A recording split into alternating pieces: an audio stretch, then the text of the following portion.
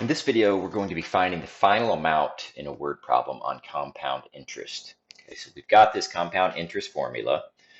A represents the final amount, or the amount left after some time has passed. That's A.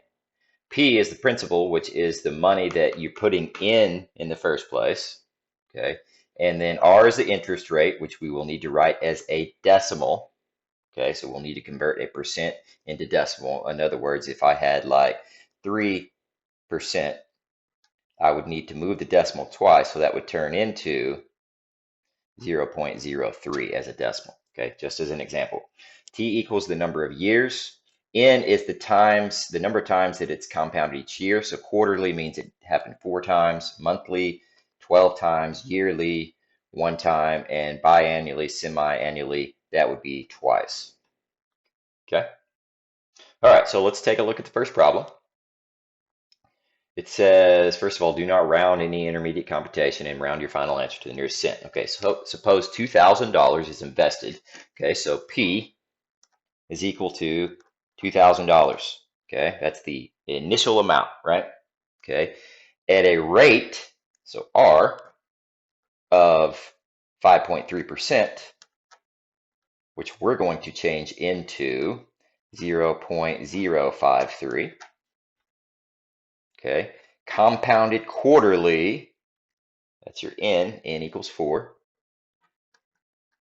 Okay, assuming no withdrawals are made, find the total amount after 3 years. So T is equal to 3. Okay, so A is equal to, and that's what we're looking for, A, amount after time, 2,000. Okay, remember, I'm using this formula here, times 1 plus our rate as a decimal is 0.053. Divided by N, which is 4, to the power of, let's see, NT. So NT, that's 4 times 3, which is 12. Okay, so you could probably just cross that out and put a 12. That's what I'm going to do if we put it in our calculator. Okay, so let's type that in. 2,000 times 1 plus 0.053 divided by 4, close parentheses, raised to the power of 4 times 3, right? Let's just say 12. Enter. Okay, so there's how much money we have. It is 2,342. It says round to the nearest cent. These two are cents. So this 8 makes this 22 cents, round up to 23 cents. So 0.23. So $2,342.23. Okay, let's look at the next one. Remember, we're still using A is equal to P times 1 plus R over N to the NT. Okay, that's that formula. All right, so Mia borrowed $8,000. That's our initial amount. P is equal to 8,000. Okay, our rate, R, of 13.5%. We can move that decimal twice, right, to change it into a decimal, so it would be 0.135. Semi-annually, so N equals 2. She makes no payments. How much will she owe after 3 years? So T is equal to 3.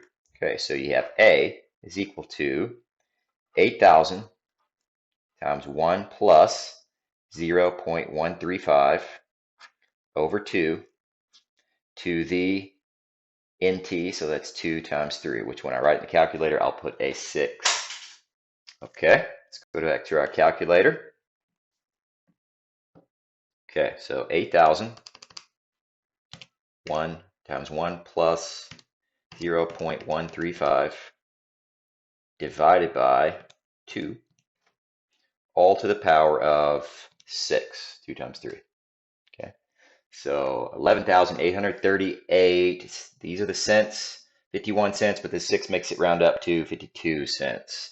Okay, so this is going to be equal to 11838.52. Okay, and that's your answer, $11,838.52 after 3 years. And that's it.